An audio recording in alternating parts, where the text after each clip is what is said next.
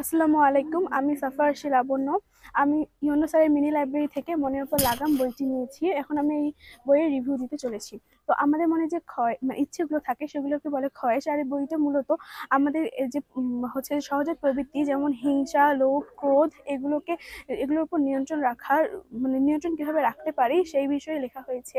তো আমাদের এই সহজাত প্রবৃত্তিগুলো আমাদের জন্য খুবই ভালো। যেমন আমরা যখন আমাদের রাগ হয়, আমরা যখন কোনো কিছু করতে পারি না বা সেই কাজ করা থেকে আটকে যাই, তখন আমাদের অনেক রাগ হয় এবং আমরা জেদ করে চেষ্টা করি যে আমাদের এই কাজটা করতেই হবে। সেই ক্ষেত্রে আমাদের রাগটা অনেক ভালো, কিন্তু রাগ আবার খারাপ যখন আমরা এটা অতিরিক্ত মাত্রায় বেড়ে যায়, আমাদের এটার উপর নিয়ন্ত্রণ থাকে না। যখন আমরা হচ্ছে যে কারোর উপর রাগ করি, তখন আমরা সঠিক সিদ্ধান্ত নিতে পারি না। এক্ষেত্রে হাদিস রয়েছে যে যে যদি কারোর অতিরিক্ত রাগ রেগে যায় আর সে যদি তাকে নিয়ন্ত্রণ করতে না পারে, তাহলে যেন সে তার স্থান পরিবর্তন করে।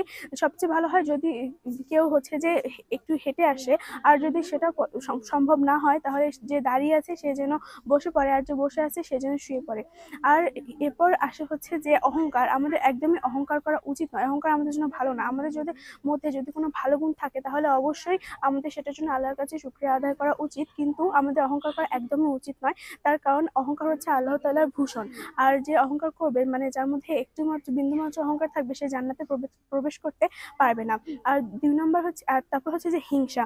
আমাদের একদমই যখন আমরা হিংসা করি যে ও এই কাজটা ভালো করেছে, বা এই অন্য কেউ এই কাজটা ভালো করেছে, আমার এই বান্ধবী কাজটা ভালো করেছে, তখন আমাদের মনে আরো জেদ জাগে যে আমি এই কাজটা করব। এই কাজটা করার জন্য আমার যত ভালো পন্থায় আমি এই কাজটা করতে পারি, আমি সেই হচ্ছে বিষয় সেদিকে যাব, সে পথে যাব, গিয়ে সেই কাজটা আরো ভালো করে করতে পারবো। কিন্তু আমাদের মনে যদি এরকম ধারণা থাকে যে ওই কাজটা করছে, কেন পারছে না, আমরা যদি সেই কাজটা বাধা দিতে বা ওকে সেই জায়গায় না যাই, এই জন্য আমরা যদি খারাপ কাজ করি, তাহলে সেটা আমাদের জন্য অবশ্যই ভালো নয়।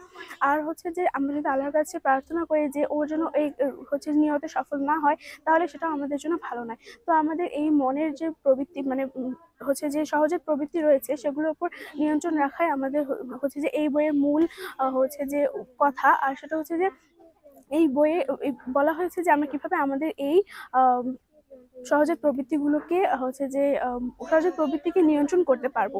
ধন্যবাদ।